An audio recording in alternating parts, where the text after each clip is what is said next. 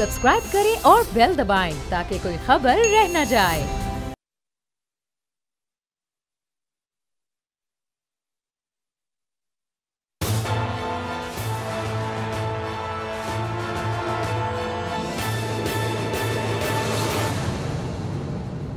अस्सलाम वालेकुम। प्रोग्राम तज्जिया, मैं हूं अलीना इलियास। मेरे साथ मौजूद है समी इब्राहिम साहब और राना ताहिर साहब। आर्मी चीफ की एक्सटेंशन के हवाले से जो खबरें आ रही हैं आज के प्रोग्राम में हम वही डिस्कस करेंगे। जी समी साहब। जी बहुत शुक्रिया अलीना।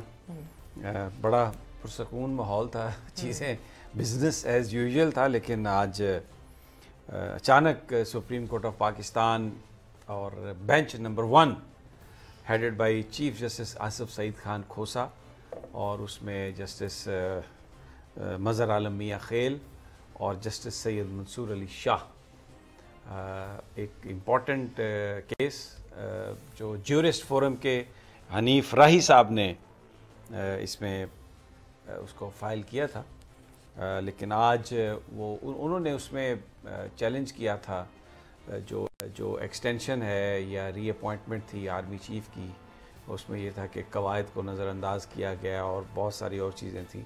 इस्तदा थी अदालत से कि इसको रिव्यू किया जाए। एक सादा कागज़ पर राना साहब वो एक दरख्वास्त हनीफ राही साहब की तरफ से पेश हुई कि वो इसको दरख्वास्त को वापस लेना चाहते हैं, लेकिन चीफ जस्टिस ऑफ पाकिस्तान ने इसको 184(3) के तहत आज ख़ुद नोटिस में तब्दील किया और ये कहा कि जो दरख्वास्त कनिंदा हैं वो ख़ुद भी नहीं आए, कोई बयान हल्फी भी नहीं है, तो लेकिन ये मफाद आमा का है मामला और इसको आर्टिकल 184(3) के तहत हम इसको अज़ ख़ुद नोटिस, जिसे सुओ मोटो कहते हैं, उसमें तब्दील करते हैं। Chief justice of Pakistan suo motu के हामी नहीं है। उनका ये कहना है कि ये बुनियादी तौर पर इसकी ज़रूरत नहीं है। किसी केस के इब्तदा में अगर इसको ले लिया जाए तो फिर इंसाफ मिलने का जो मौक़े हैं वो कम हो जाते हैं, तो इसलिए उनकी ज़ाती राय में वो ये है कि इसका कोई प्रोसीजर भी होना चाहिए और फिर अगर किसी को 184(3) के तहत सज़ा दी जाती है तो कोई उसकी, क्योंकि इसके ख़िलाफ़ अपील नहीं होती, ये supreme court last appellate court है, तो इसका भी कोई तरीक़ाकार निकालना चाहिए। लेकिन आज बहरहाल उन्होंने सुओ मोटो लिया है और उन्होंने जो नोटिफिकेशन था जनरल कमर जावेद बाजवा का, उसको डी नोटिफाई किया।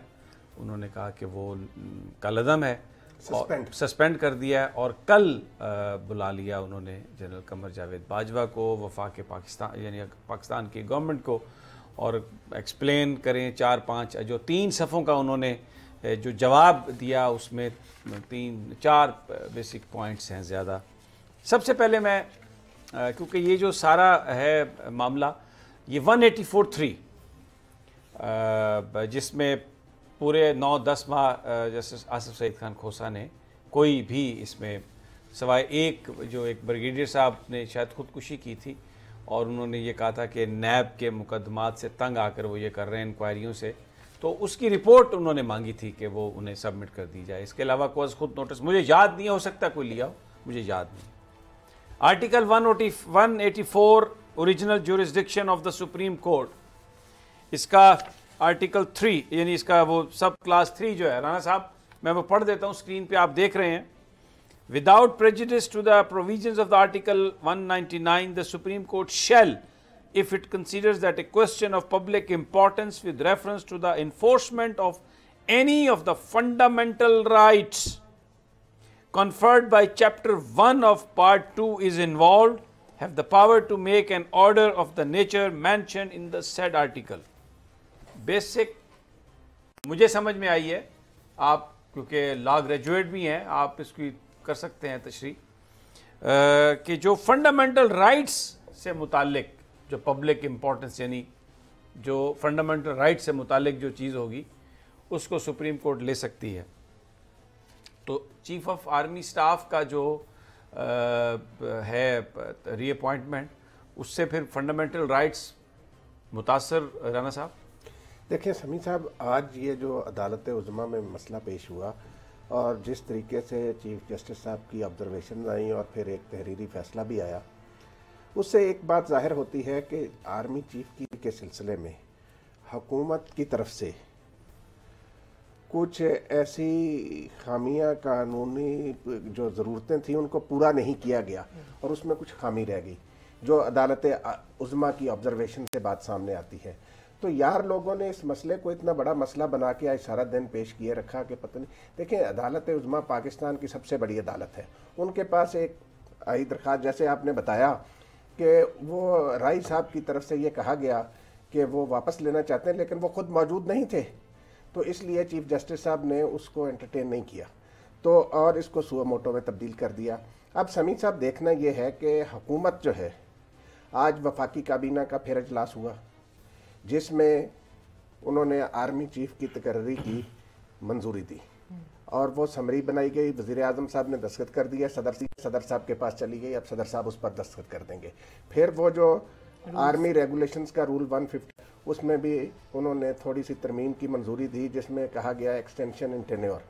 तो ये जो आज सवाल चीफ जस्टिस साहब के सामने था कि जी क्या ये कानून के मुताबिक तक हुई है या नहीं, उस हवाले से ये जो आपने सही कहा कि खोसा साहब ने पिछले दिनों भी जो तकरीर की उसमें भी उन्होंने कहा कि ये जो उनके पेशरो इस तरह के काम करते रहे हैं, सुओ मोटो नोटिस लेते रहे हैं, वो उसको उस तरह उसके हामी नहीं है।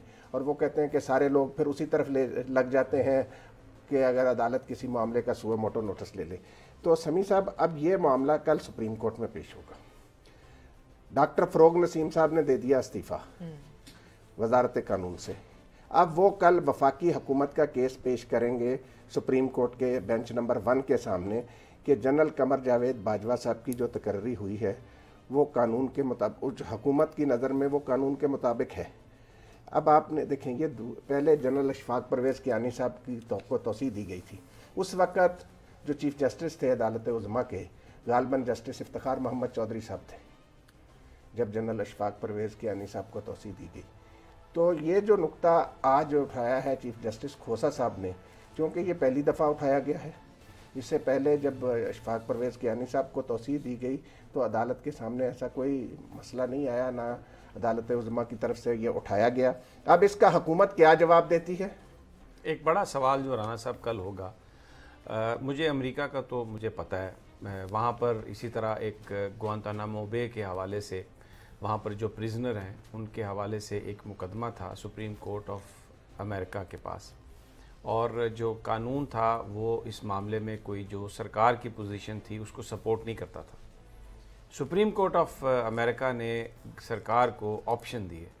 उन्होंने कहा कि हम, अगर आप ये चाहते हैं फ़ैसला इस तरह का, तो हम ये करते हैं कि इस केस को डिले कर देते हैं, आप जो इस हवाले से मतलूबा कानून साजी है उसको कर लें, तो उसके बाद हम इसका फ़ैसला देंगे, क्योंकि अदालत जो है वो जो चीज़ कानून में है उसके मुताबिक फ़ैसला कर सकती है या कानून को इंटरप्रेट कर सकती है। तो जिस पर सरकार अमेरिका ने जो सेकंड ऑप्शन थी उसको एक्सरसाइज किया, उन्होंने they went back to their legislature और वहाँ पर उन्होंने अमेरिकी कांग्रेस ने उसमें अमेंडमेंट की। उसके बाद वो मुकदमा टेकअप किया सुप्रीम कोर्ट ने अपनी ब्रेक के बाद, और क्योंकि कानून आ चुका था तो इसलिए फिर वो उन्होंने फैसला दिया जो उस वक्त की एग्जेक्टिव वहाँ पे चाह रही थी। It was about prisoners, Guantanamo Bay में जो लोग लाए जा रहे थे उनके हवाले से था। पाकिस्तान में अब ये एक बड़ा सवाल है, आज बहुत सारे कॉलम निगार और अभी बहुत सारे जो प्रोग्राम हो रहे हैं वो भी इसी बात पर हो रहे हैं कि एक ऑन गोइंग केस है और उस केस के दौरान अगर एक सिचुएशन बनती है तो उसको फिक्स करने के लिए अगर आप रूल्स में तब्दीली करते हैं तो क्या सुप्रीम कोर्ट ऑफ पाकिस्तान उस तब्दीली को एक्सेप्ट करती है? क्योंकि जो बहुत सारे इसके जो नाकदीन हैं उनका ये कहना है कि पर्सन स्पेसिफिक लेजिस्लेशन की इजाज़त नहीं है। तो क्योंकि इस वक्त मुकदमा कमर जावेद बाजवा साहब का है और जो ये मैं जो क्रिटिक है इसके मैं उनकी बात कर रहा हूँ, जो बड़े सवाल सोशल मीडिया पे जो मैं देख रहा था जो चल रहे हैं कि अदालत इस बात का भी फैसला करेगी कि क्या इन हालात में ये हो सकता है। तो अमेरिका में तो पर्सन स्पेसिफिक चीज़ अलाउ की क्योंकि it relates to the national security of their country, क्योंकि वो जो दहशत गर्दों से वो डील कर रहे थे। तो अभी भी ये जो मामला है ये आर्मी चीफ की तकर्री का है, ये पाकिस्तान की नेशनल सिक्योरिटी इस पे इन्हिसार है। इस वक्त पाकिस्तान के अंदर जो हालात है, बॉर्डर पर जो सिचुएशन है, कश्मीर के हवाले से जो सिचुएशन है, जिसकी वजह से आज वफाकी काबीना ने भरपूर तरीके से साथ दिया है कमर जावेद बाजवा का, और कहा है कि उनकी एक्सटेंशन भी होनी चाहिए, उनको सपोर्ट भी किया काबीना ने फुली तौर पर एक स्पेशल मीटिंग में। इससे पहले क्योंकि अदालत ने जो अपना 3 सफ़हात का फैसला है उसमें यह लिखा हुआ था कि शायद जो अक्सरियत है वज़रा की, उन्होंने इसको सपोर्ट नहीं किया, इसको तौसीक नहीं किया, और वो कहा ये जा रहा है कि उसमें ये था फैसले में कि 11 मिनिस्टर ने साइन किए जबकि 25 मेंबर कैबिनेट है, तो इससे मेजॉरिटी शो नहीं होती। लेकिन सरकार जो हमारी हुकूमत है PTI की गवर्नमेंट, उसका नुक्ता नज़र मुख्तलिफ है। उनका ये कहना है कि 19 ने साइन कर दिए थे और 5 जो थे वो गैर हाजिर थे। तो ये समझ नहीं आई हुकूमत को कि ये किस तरह से सुप्रीम कोर्ट के पास इंफॉर्मेशन गई है, किसने ये लीड किया उनको कि, या उस समरी में दस्तखत सिर्फ 11 होंगे, वो जो मिनट्स गए हैं जिसपे जो साइलेंट लोग थे जिन्होंने दस्तखत नहीं किए थे उनको शायद सुप्रीम कोर्ट ने ये समझाओ कि इन्होंने मुखालफत की। बहरहाल वो उसको पूरा करने के लिए भी आज जो पूरी काबीना है उसने सपोर्ट किया जनरल कमर जावेद बाजवा को। और अब जो मैंने आपसे अर्ज़ किया कि ये जो बात है कि ऑन गोइंग केस में वो जो हैं इसको यहाँ पाकिस्तान में पाकिस्तान की सुप्रीम कोर्ट इसको तस्लीम करती है या नहीं, इसको कानून के मुताबिक समझती है या नहीं, ये तो कल अदालत उज़्मा ही फैसला कर सकती है। ये देखें भाईजान, ये आपने बड़ी अहम बात की है अमेरिका की सुप्रीम कोर्ट के हवाले से। उसमें मैं आपको ये गुजारिश करूं कि ये जो तरमीम की है वफाकी हुकूमत ने, ये आप देखें माजी में भी यहाँ पे अदलिया अगर किसी जगह पे निशानदेही करती है कोई कानूनी खामियों की, तो हुकूमत वक्त जो है वो तरामीम करती रही है। तो मसला यहाँ पे समी साहब आपने सही कहा, सबसे इम्पॉर्टेंट है नेशनल सिक्योरिटी का, कि क्या पाकिस्तान इस वक्त इस सूरत हाल का मुतहम्मल हो सकता है। आप देखें, आपने सही कहा कि इंडिया ने जो तूफ़ान बर्पा किया हुआ है पिछले 6-7 महीनों से मकबूजा कश्मीर में जो मजालिम ढाए जा रहे हैं, और ये जनरल कमर जावेद बाजवा साहब ने जिस जाँ फिशानी से अफवाज पाकिस्तान की क़यादत की इस सारी सूरत हाल में, अब जो मामलात पर जिस तरह उनकी नज़र है, इसलिए इस तसलसल को बरकरार रखने के लिए हुकूमत ने यह फैसला किया कि ये कौमी सलामती का तकाजा है। आरिफ चौधरी एडवोकेट हमारे साथ हैं, माहिर कानूनदान है, अमेरिका में भी बहुत अरसा रहे हैं, वहाँ पर भी लॉ प्रैक्टिस किया उन्होंने और सारी सूरत हाल को समझते हैं। आरिफ चौधरी साहब, अस्सलाम वालेकुम। वालेकुम अस्सलाम। चौधरी साहब, बहुत शुक्रिया आपने हमें ज्वाइन किया। ये जो सारा मामला है, अब रूल्स में तब्दीली भी हो गई है, लेकिन बहुत सारे लोग ये कह रहे हैं कि इस नुक्ते का भी अदालत को फैसला करना होगा कि किसी ऑन गोइंग केस में अगर रूल्स में तब्दीली की जाती है तो क्या उस मुकदमे पर वो अप्लाई होगी। आपकी राय क्या है?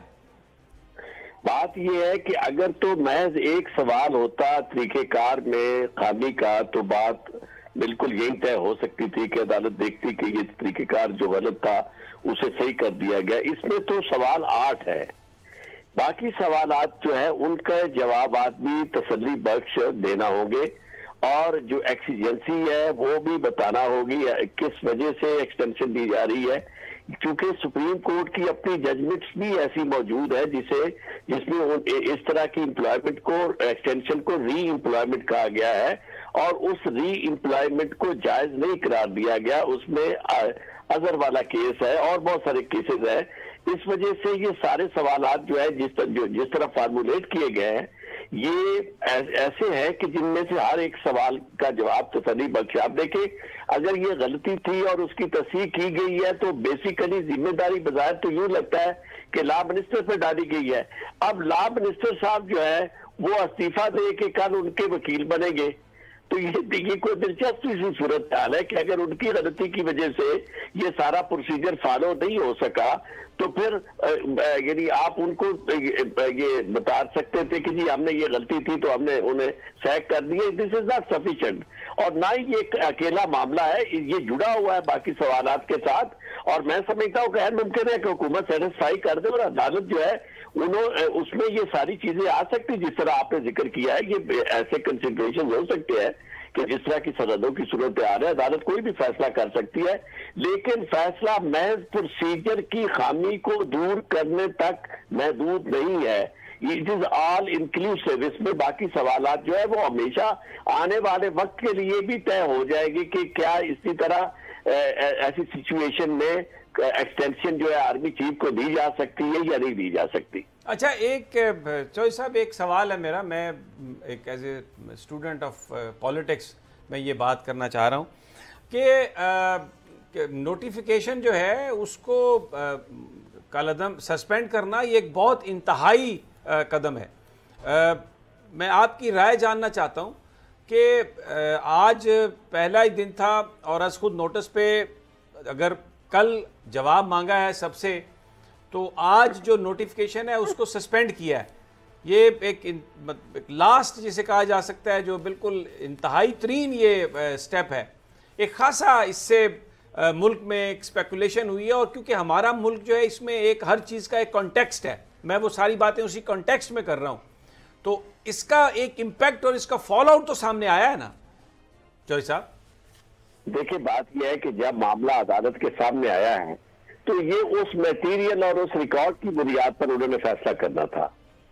हेलो जी जी, मैं सुन रहा हूँ आपकी बात चौधरी साहब। हाँ जी, जो मटेरियल उनके सामने आप देखें ना, किस हद तक उनके पास रिकॉर्ड मौजूद था कि वह सारी कार्रवाई जो जिसमें उन्होंने कहा कि दस्तखत जो थे वो 11 वज़रा के दस्तखत थे, बाकी के दस्तखत नहीं मौजूद थे। समरी कब पेश की गई प्राइम मिनिस्टर के पास, कब गई, फिर दस्तखत प्राइम मिनिस्टर ने बाद में किए, पहले प्रेसिडेंट ने किए, ये सारी चीजें जब सामने आ गई तो फिर उसके बाद चारा नहीं था इसके अलावा, क्योंकि ऐसे हालात में आप देखें अगर समरी पे ये नोटिस ना किया जाता और आर्डर सस्पेंड ना किया जाता तो उसका भी इम्पैक्ट फिर बहुत ज्यादा होता है, क्योंकि बाकी जो तकरीरियां चीफ ऑफ आर्मी स्टाफ ने कर लेनी है या बाकी चीजें जो हो जानी है वो भी, उससे भी असर पड़ना था। इसलिए मैं समझता हूँ कि ऐसी सूरत हाल में अचानक ये मामला आया है अदालत के सामने, इससे पहले चल रहा था और अदालत के पास, चूंकि आप देखें सुओ मोटो वाला भी सवाल पैदा हो सकते हैं, सवाल के भी सुओ मोटो क्यों किया गया, ये विसल ब्लोअर की हैसियत होती है इस तरह के केस में। बेसिकली ये को वारंटों की पेटिशन है जिसमें ये सवाल होता है कि कौन सा शख्स जो है वो without lawful authority public office hold कर रहा है।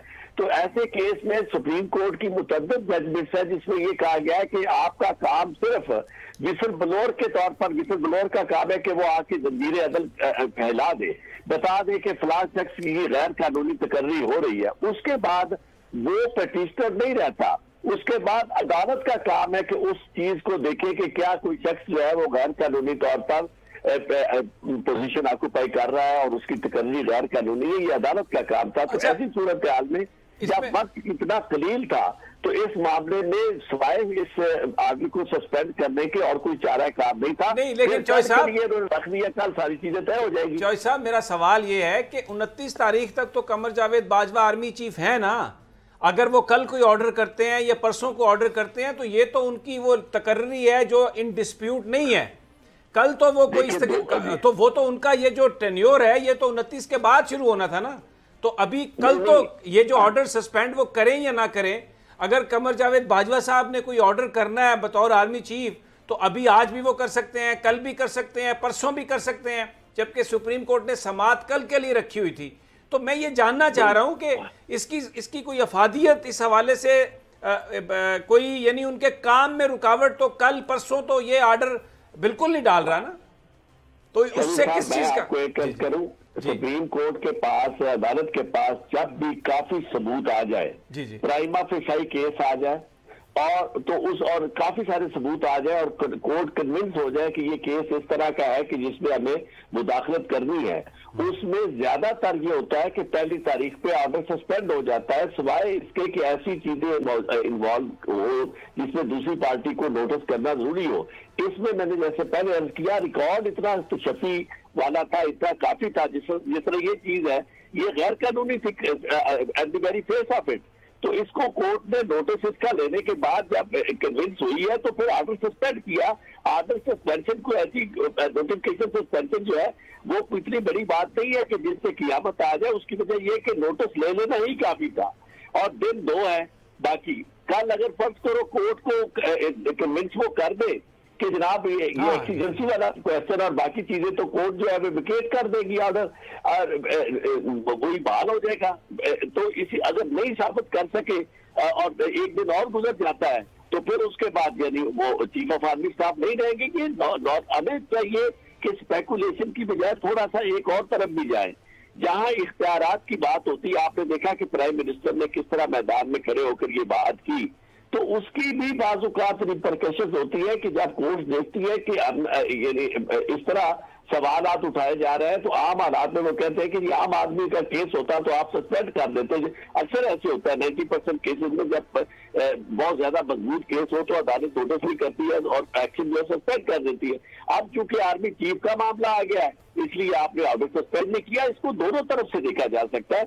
हमें आप चूंकि माशाल्लाह हमेशा कानून के बहुत अच्छे तालिब इल्म है, सारी टीम ही आपकी बहुत अच्छी है, इसलिए हमें दोनों पहलुओं को देखना चाहिए। हम ना इस चीज के हक में है कि कोई ऐसी सूरत हाल पैदा हो जिसमें गैर यकीनी सूरत हाल आ जाए और मुल्क में अफरा तफरी की कैफियत हो, और ना ही ये हो कि रूल ऑफ लॉ जो है वो सेक्रीफाइस हो जाए, अथॉरिटी ऑफ लॉ जो है वो कहीं कॉम्प्रोमाइज हो जाए। ये दोनों चीजों में एक खूबसूरत किस्म का बैलेंस रखना ही आपके इदारे का कमाल है। हमेशा आप रखते रहे एट वेरी ऐसे हाई कॉस्ट ऑफ। हम तो बिलाशुबा हमारे सारे इदारे, चाहे सुप्रीम कोर्ट ऑफ पाकिस्तान हो, पाकिस्तान की आर्मी हो, एग्जेक्टिव हो, ये वो इदारे हैं जिनसे पाकिस्तान कायम है, और हम तो हमेशा इन तमाम इदारों के लिए दुआ गो रहे हैं। और ये हमारा फ़र्ज़ है कि हम अपनी ही जो हदूद हैं उनके अंदर, दायरे के अंदर रहते हुए हम बात करें। हमारा ये कोई मनसब नहीं है कि सुप्रीम कोर्ट ऑफ पाकिस्तान की जो जजमेंट्स हैं या जो वहाँ पर जो हो रहा है उसके ऊपर कोई सार्कास्टिकली कमेंट करें या पाकिस्तान की फ़ौज के हवाले से, ये कतई तौर पर मकसद नहीं है। लेकिन जो सवाल है वो बुनियादी तौर पर अभी आपने जिक्र किया एक अफरा तफरी का। आप कह रहे हैं कि अफरा तफरी नहीं है। मेरी ओपिनियन ज़रा थोड़ी सी मुख्तलिफ है कि 2 दिन के बाद आर्मी चीफ का जो टेन्योर है वो ख़त्म हो रहा है, और एक उसका अगर नए आर्मी चीफ को सिलेक्ट करना हो तो उसका भी एक प्रोसीजर है, एक समरी आती है, उस पर गौर गौस होता है, उसमें 3 नाम होते हैं, तो एक उसके लिए एक टाइम चाहिए होता है। तो अगर 2 दिन पहले आर्मी चीफ कल फैसला अगर हो जाता है, कल फैसला हो जाता है, आज इन्होंने वही तरीकेकार 1 दिन में इस्तेमाल किया ना जी, तो वो कल जब अगर फैसला आ जाएगा उसके बाद जो भी सूरत हाल होगी उसकी ततब्बो में डेफिनेटली और बिल्कुल आपकी बात से मैं एग्री करता हूं कि supreme court will also be mindful of that. Pakistan का अदालत उज़्मा जो है वो एक बड़ा अहम सतून है, और हमारी जुडिशरी तो बहुत वाइब्रेंट, इंडिपेंडेंट, और बिल्कुल चीफ जस्टिस आसिफ सईद खान खोसा की ये जो गुफ्तगू उन्होंने कल भी की कि हम इंसाफ नहीं, हम कानून के मुताबिक इंसाफ करते हैं, बहुत ही एक लाजवाब उनका एक कमेंट है और ज़बरदस्त ये बात है। राना साहब, आप इसमें कुछ ऐड करना चाहें, आरिफ चौधरी साहब से कुछ बात करना चाहें तो? देखिए समी साहब, गुजारिश ये है कि आप, आरिफ चौधरी साहब ने भी इसका जिक्र किया तफसील से। बात ये है कि कोई ज़्यादा दिनों की तो बात नहीं है ना। कल अदालत उज़्मा के सामने मुकदमा पेश होगा, जवाब पेश करेगी हुकूमत। वो जैसे आरिफ चौधरी साहब ने बिल्कुल सही कहा कि अगर हुकूमत तसल्ली बख्श जवाब अदालत को दे देती है कि जी ये हालात थे, इन हालात में ये करना ज़रूरी था, तो अदालत उज़्मा इस मामले को कानून के मुताबिक निपटा देगी। सही बात है। अब और या जो अगर वो मुतमिन ना कर पाए तो फिर अदालत क्या फैसला करती है। लेकिन एक बात है, लेकिन चौधरी साहब, ये जो प्रोसीजरल गलतियां की हैं हुकूमत ने, तो they should also held someone accountable. भाई ये जो एक ऐसा सीधा साधा मामला था, उसको ही ये नहीं कर सके। आरिफ साहब, ये मासूमियत है या कुछ और है, ये भी बताइएगा। नहीं, इसमें देखिए नायली है, नालायकी है। उसकी वजह यह है कि ये तरीकेकार जो बनाया गया ना, उसके पीछे एक मंतक है। ये नहीं है कि कोई क्लर्क से गलती हुई है, एक तरीकेकार है, आइन ने प्रेस्क्राइब किया है, और सुप्रीम कोर्ट की जजमेंट है 2015 की, उसके आखिर साकिब निसार साहब हैं, जिसमें उन्होंने ये कहा कि ये जो 243 जिसका हवाला दे रहे हैं 243 का, वो उसमें गवर्नमेंट की तारीफ उन्होंने कर दी कि गवर्नमेंट से मुराद कैबिनेट है, और फिर आगे वजाहत ये कर दी कि किसी भी मामले में कैबिनेट के अंदर यकसुई जरूरी है, इत्तेफाक राय जरूरी है, और ये सारी चीज। अच्छा, कैबिनेट के बाद इससे प्राइम मिनिस्टर जो है उसके पास वो चीफ एग्जीक्यूटिव आगे भेजेगा उसको प्रेसिडेंट को, फिर प्रेसिडेंट के यहाँ समरी जो है वो जब अप्रूव होती है तो। अच्छा आरिफ साहब, मुझे एक छोटी सी ब्रेक लेनी है। जब ब्रेक से वापस आएंगे मेरा आपसे एक सवाल होगा जो समी आया आर्टिकल 184(3) के हवाले से और उसकी जुरिस्डिक्शन के हवाले से। क्या ये इशू जो है इसकी जुरिस्डिक्शन में आता है या नहीं आता, मैं चाहूंगी आप इस पर जरूर कमेंट करें। लेकिन प्रोग्राम में वक्त तो एक छोटी सी ब्रेक का, स्टे विद अस।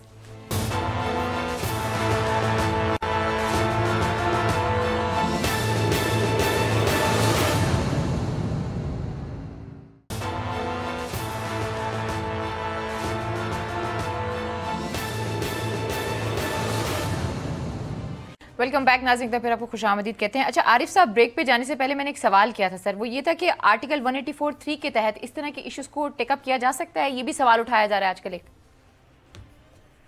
आर्टिकल 184(3) में ऐसे तमाम सवाल उठ सकते हैं। खासतौर पे ये जो सवाल है ये क्वो वारंटो का है।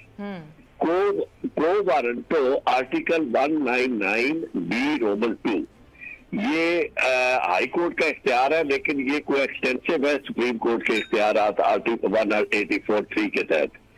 और बहुत सारे केसेस इस तरह के जिसमें किसी शख्स की भी तकर्री जो है वो कानून की नजर में गैर कानूनी हो, दुरुस्त ना हो, उसमें वो क्वो वारंटो के तहत जो पिटीशन आती है वो हाई कोर्ट में भी आ सकती है और आर्टिकल 184(3) के तहत वो उसके अंदर सुप्रीम कोर्ट में भी आ सकती है। अच्छा, फिर इसकी एक और जो सूरत सामने सबके सामने होनी चाहिए वो ये है कि ये रोल सिर्फ एक विसल ब्लोअर का रोल होता है जो पेटिशनर होता है। पेटिशनर इनफैक्ट आम पिटीशन की तरह इंडिविजुअल पिटीशन इस तरह का नहीं होता कि वो जब चाहे पिटीशन विड्रॉ कर सकता है। उसका जितनी भी अब तक जजमेंट्स आई है, एक जजमेंट मेरे ज़हन में है, उसमें ज्यादातर यही रखा गया है कि ये इसका काम सिर्फ ये है कि आके निशानदेही कर दे कि फलां शख्स जो है वो गैर कानूनी तौर पर भर्ती हुआ है या एक पब्लिक ऑफिस जो है उसको इलीगली ऑक्यूपाई कर रहा है, विदाउट लॉफुल अथॉरिटी कर रहा है। तो इसके बाद उसका रोल खत्म हो जाता है। फिर अदालत के ऊपर है कि वो इस चीज का जायजा ले कि क्या वो तमाम मेयारात जो कानून में मुतय्यन किए हैं उसके मुताबिक वो पब्लिक ऑफिस होल्ड कर रहा है या नहीं कर रहा है। यही वजह हुई है कि इसमें जो राही साहब थे, जो पिटिशनर थे, उन्होंने विड्रॉ करने की कोशिश की, कहा जी मैं विड्रॉ करना चाहता हूं, तो अदालत ने कहा जी आपका काम खत्म हो चुका है, अब ये हमारा मामला है कि हमने इसे देखना है कानून के टचस्टोन पर कि क्या ये तकर्री जो है, ये एक्सटेंशन जो है ये लीगल है या नहीं। तो इसलिए उन्होंने फिर अपने तौर पर ये फैसला अपने पास मामला रख लिया। अच्छा आरिफ चौधरी साहब, मैं एक और आपसे सवाल करना चाहता हूँ। मैं उस दिन कमरे अदालत में था तो जो bar council, Pakistan bar council के कुछ लोग थे, उन्होंने ये दरख्वास्त की सुप्रीम कोर्ट से कि जो वज़ीर कानून है इनका लाइसेंस सस्पेंड किया जाए, जिस पर सुप्रीम कोर्ट ने कहा कि ये आपका अपना काम है, ये आप हमें इसमें ना इन्वॉल्व करें, और वो उन्होंने पिटीशन निपटा दी थी। मेरा सवाल आपसे ये है, आप अब मुझे अगर इसकी तस्हीह कर सके कि जो फ़रोग नसीम साहब हैं, इनका जो लाइसेंस था वो मुअत्तल कर दिया था पाकिस्तान बार कौंसिल ने, तो अगर वाकई कुछ ऐसा मामला है, अगर लाइसेंस मुअत्तल हो तो ये सुप्रीम कोर्ट में कल पेश हो सकते हैं, वकालत किसी की कर सकते हैं? देखिए जी, ये कानून आया था किसी जमाने में जब ये कहा गया था कि जो किसी का वकालत के लिए जरूरी नहीं है कि वो यानी किसी बार एसोसिएशन का मेंबर हो, लेकिन वकालत का लाइसेंस होना जरूरी है। अब ये लाइसेंस जो है, ये तो आपकी बात बिल्कुल दुरुस्त है कि अगर ये लाइसेंस सस्पेंड हुआ था तो उसके बाद इस लाइसेंस का बहाल होना भी जरूरी है। तो कल जब वो पेश होते हैं तो ये बहुत बड़ा सवालिया निशान होगा कि क्या उनका लाइसेंस बहाल भी हुआ है या नहीं हुआ, क्योंकि अगर लाइसेंस उनका बहाल नहीं होता तो फिर किस हैसियत में वो जाकर अदालत में पेश होते हैं, ये बड़ा इंपॉर्टेंट सवाल है। नहीं, जो बार कौंसिल अगर बार किसी का, पाकिस्तान बार कौंसिल अगर लाइसेंस सस्पेंड कर देती है तो वो कर सकती है सस्पेंड, क्योंकि अदालत ने तो नहीं किया था, मैं मौजूद था तब, बेंच ने कहा था कि आप हमें इसमें इन्वॉल्व ना करें, और वो इस्तदा ये कर रहे थे कामरान मुर्तज़ा साहब के जी आप सस्पेंड करें उनका लाइसेंस, तो वो उन्होंने निपटा दिया। उन्होंने कहा था हम नहीं करते ये इख्तियार बुनियादी तौर पर लाइसेंस सस्पेंड करने का है उसका बार कौंसिल का।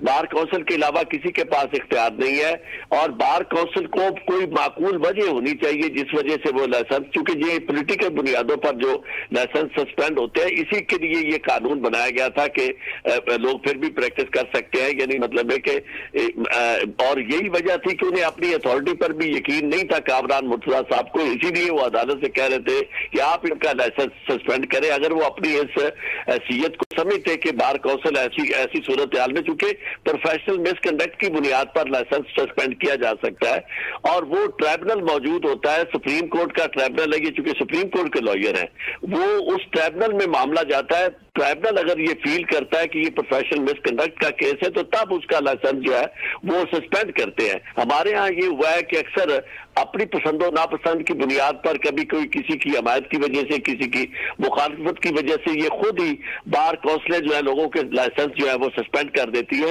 इस वजह से उनको अपनी अथॉरिटी जो है वो नजर नहीं आई और अदालत को जाके कह रहे हैं कि आप उनका लाइसेंस सस्पेंड करें।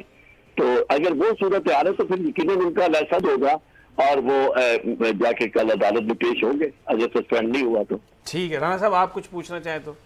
देखें चौधरी साहब, वो आज तक पाकिस्तान के वजीर कानून थे और आज उन्होंने इस्तीफ़ा दिया और कल वो अदालत उज़्मा में पेश हो रहे हैं, तो यकीनन उनको अपने कानूनी हैसियत का इल्म होगा कि वो अदालत उज़्मा में पेश हो सकते हैं कि नहीं हो सकते हैं। इसीलिए उन्होंने ये फैसला किया कि वो अदालत उज़्मा में पेश होंगे और वफाकी हुकूमत ने भी ये फैसला किया कि डॉक्टर फ़रोग नसीम साहब उनका केस जो है अदालत में पेश करेंगे।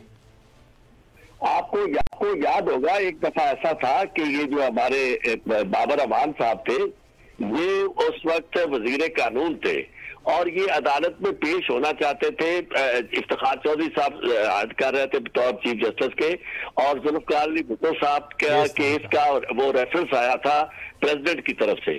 तो मैंने इन्हें मशवरा दिया, मैं उस वक्त सीनियर एडवाइजर था, इसका लीगल एडवाइजर था मिनिस्ट्री ऑफ लॉ का। तो इन्होंने मुझसे पूछा कि मुझे पेश होना, मैंने कहा जी आप ना पेश हो, क्योंकि आप जाएंगे तो आपको लाइसेंस जो है वो सरेंडर करना पड़ेगा। तो वही हुआ, जब वो पेश हुए तो उसके बाद उस दिन तो उन्होंने बड़ा खूबसूरती से इस्तकबाल किया उनका, लेकिन अगले दिन उन्होंने कहा जी कि आपको फैसला करना होगा कि आपने वजारत रखनी है या आपने वकालत रखनी है। अगर आपने वकील बनना है तो आपको फिर ये जो है वजारत का इस्तीफा आपको देना पड़ेगा। तो ये दोनों चीजें, अब ये जो वजारत से इस्तीफा दे के बतौर वकील के गए हैं, एक बात जो समझने वाली हम सब के लिए वो ये कि अगर तो इन्होंने जिम्मेदारी कोई कबूल की है जो जिस तरह के ये लैप्सेस है, तो फिर तो इन्हें केस करना नहीं चाहिए। और हुकूमत भी ये नहीं कह रही कि जी इनकी वजह से कुछ हुआ, और अगर ये सारा कुछ हुआ है तो किसकी वजह से हुआ है? अगर इनकी वजह से नहीं हुआ, किसी ने इतराज नहीं किया, फिर इस्तीफा देने की क्या जरूरत है? और अगर ये तरीकेकार ठीक नहीं रखा गया तो फिर उसके बाद कल क्या डिफेंड करेंगे? अगर यही तो लाभ मिनिस्टर थे। तो ये वो चीजें हैं जो हुकूमत को खुद समझ नहीं आ रही। एक बिल्कुल है फैजत की सूरत हाल है। पहले भी देखे ना, मैं अदालत के मामले में आपने का भी बड़ा एहतियात का एटीट्यूड राणा साहब का भी सारी टीम का, लेकिन एक बात जो ज़हन में रखनी चाहिए कि ये कोर्ट वो है जो ऐसे ही मोटो नहीं लेती, गैर मामूली हालात। तो यानी अगर इस तरह की चीजें इन्होंने की हैं और उसके बाद फिर साथ ही साथ ये काम जो, इसको भी आप जरा गौर करें कि ये दिलचस्प सूरत हाल नहीं है कि कल क्या जाके वो अगर ये ज़ाब्ते की जो खिलाफ वर्जी हुई है इसको क्या वो डिफेंड करेंगे? He was law minister. Chaudhary साहब गुजारिश ये है भाईजान, आपसे देखिए, जब आप एक गलती रेक्टिफाई करते हैं तो साथ ये कहते हैं कि देखिए जो रिस्पॉन्सिबल था उसको आपने ये सजा दी। ये लॉ रूल है कि जब आप अदालत के पास जाते हैं और आप अपनी गुड फेथ शो करना चाहते हैं, बोनाफाइडी शो करना चाहते हैं, आप कहें देखिए जी ये एक बोनाफाइडी मिस्टेक थी, किसी ने बदनीति से नहीं किया थी, तो हमने जनाब उनको जिसकी की मिस्टेक थी उसको आपने फारिग कर दिया और इस्तीफा दे दिया गलती से। अब आपका केस क्या है? एक तरफ सारा कुछ आपने प्रोसीजर लैप्सेस भी किए और बल्कि ज़ाब्ते की खिलाफ वर्जी की, और उसके बाद आपका लॉ मिनिस्टर जो है वो इस्तीफा दे के कल को डिफेंड कर रहा होगा अपनी एक्शंस को। तो ये सारी चीजें इनके लिए बड़ी मुश्किल सी इन्हें पेश आ रही है और तजर्बाकारी ज्यादा जाहिर होती है। नहीं चौधरी साहब, लेकिन ये जो सारी गुफ्तगू आपने फरमाई है भाईजान, ये तो आपका नुक्ता नज़र है ना कि ये फ़रोग नसीम साहब की गलतियां हैं। वफाकी काबीना में ने तो फ़रोग नसीम साहब पर मुकम्मल एतमाद का इजहार किया और उन्होंने कहा वो वफाकी हुकूमत की नुमाइंदगी करेंगे। ये तो देखिए ना, मेरी बात सुने ना भाईजान, वफाकी हुकूमत जो है और वजीर आजम ये समझते ही नहीं है कि डॉक्टर फ़रोग नसीम की कोई गलती है।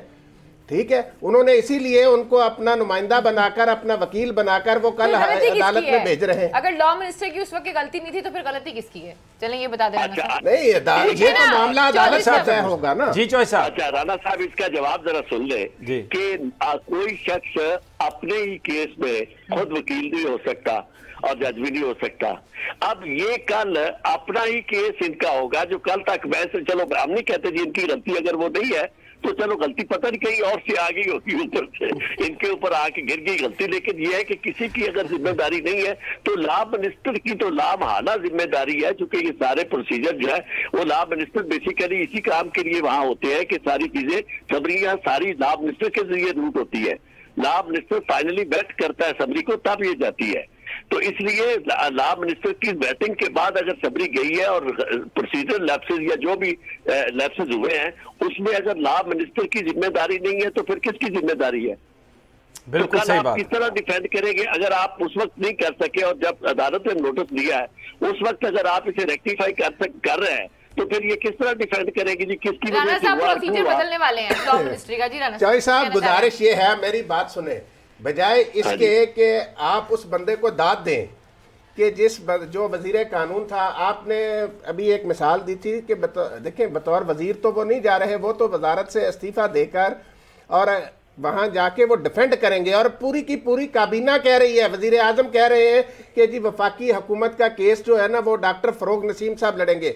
तो इसलिए ये कहना कि जी डॉक्टर फरोग नसीम साहब ने कोई ऐसी गलती की है जिसकी वजह से ये सारा कुछ हुआ, तो हुकूमत तो ये नहीं मान रही कि डॉक्टर फरोग नसीम साहब ने कोई, अगर डॉक्टर फरोग नसीम साहब से कोई गलती हुई होती तो वो कोई और टीम वहां पे भेजते। तो फिर राणा साहब एक आप जरा देखें, इसका मतलब ये हुआ समी साहब कि ये एक गलत जो 8 में से एक सवाल है ये जो जिसका जवाब दे रहे हैं उसके जवाब में भी कल ये पास होते हुए मुझे नजर नहीं आते, जवाब देते हुए नजर नहीं आते, क्योंकि ये जो गलती, इसे अगर वो गलती नहीं मान रहे तो फिर ये सब कुछ क्या था जिसकी वजह से कोर्ट को नोटिस लेना पड़ा? चौधरी साहब, बात ये है ना, देखिए ये मामला तो अब कल कोर्ट फैसला करेगी ना। नहीं है कि आप एक साथी के साथ ज्यादती कर ले और उसकी आप गलती आप तस्लीम न करें, आपको अपनी गलतियां हर सतह पे तस्लीम करना होगी। लेकिन मिनिस्ट्री का एक प्रोसीजर है जिसमें बात ये है ना, ये आप उनके खाते में डाले जा रहे हैं। नहीं, वो खाते में नहीं डाल रहे, वो मिनिस्ट्री का एक प्रोसीजर बता रहे हैं, उस प्रोसीजर के मुताबिक वो कह रहे हैं हर असेंबली जो वो वेट होकर जाती है ना, सिर्फ वो नाम तो नहीं ले रहे। जब राणा साहब मैं खुद अगर वहां था, मैं एडवाइजर था, तो मुझे ये पता तो है ना कम अज कम के रोल क्या, रूल्स ऑफ बिजनेस क्या होता है और ये लॉ मिनिस्टर का रोल क्या होता है, सबरीज के मामले में बैटिंग क्या होती है। तो ये सारी बातें मैं इसलिए कह रहा हूँ, वरना देखिए ना दूसरा शख्स जो आ सकता है वो प्रिंसिपल सेक्रेटरी होता है। प्रिंसिपल सेक्रेटरी ने जब समरी आगे फॉरवर्ड करनी है तो वो चूंकि प्राइम मिनिस्टर तो नहीं देखता, दूसरी जिम्मेदारी प्रिंसिपल सेक्रेटरी की होती है। लेकिन जब लीगल की बात आएगी तो प्रिंसिपल सेक्रेटरी ये कहेगा कि चूंकि लॉ मिनिस्टर से बैट होकर आई थी तो मैंने कम अज कम इसे ये तो समझा कि जी लॉ मिनिस्टर से बैट होने के बाद तो हमें देखने की कोई जरूरत नहीं है, इसलिए someone has to be held responsible. अगर गलती कोई नहीं है। बिल्कुल ठीक है आपकी बात जी चौधरी साहब ने, आप बहुत बहुत शुक्रिया, बड़ा आपने तफसील से इन चीज़ों को अहाता किया और जो बहुत सारे सवालात उठाए हैं सुप्रीम कोर्ट ऑफ पाकिस्तान ने, उनमें से शायद जो प्रोसीजरल जो एक लैक्यूना था वो उसमें अमेंडमेंट भी हो गई है, वो उसको दूर भी कर दिया गया है, सदर साहब कैबिनेट ने अप्रूव किया, सदर साहब ने भी इसको उसी तरह से इसका नोटिफिकेशन कर दिया है। वो एक जो इतराज़ था वो तो दूर हो गया, लेकिन बड़ा नुक्ता यही होगा कि इस बात को कैसे जस्टिफाई करें, क्योंकि आज अदालत ने अपना जो ऑर्डर है उसमें स्पेसिफिकली ये लिखा है कि हर कोई एक्सटेंशन मांगेगा और फ़ौज बतौर इदारा जो है वो हमारी हिफाजत की ज़िम्मेदार है। तो एक शख्स जो आर्मी का सरबराह है उसके हवाले से मुतमईन करना ये अब हुकूमत का काम है। अदालत उज़्मा कल इस नुक्ते पर एक बहस होगी और उसमें हुकूमती वकला जो हैं वो बड़ा अपना मौक़िफ़ बयान करेंगे, ज़ोर शोर से बयान करेंगे। सर एक्सटेंशन की जो ग्राउंड है उसके ऊपर भी आज सवाल किया गया जी, एक्सटेंशन बात की जाएगी, इसी पे जी कल बात की जाएगी। कल केस होगा फिर ही पता चलेगा, क्योंकि कोर्ट में केस और हम कोई स्पेकुलेट नहीं करना चाहते क्योंकि ये अदालत में है और बड़ा प्रोग्राम का वक्त भी खत्म हो गया है। हम तीनों को इजाजत दीजिए, अपना बहुत ख्याल रखिए, अल्लाह निगहबान।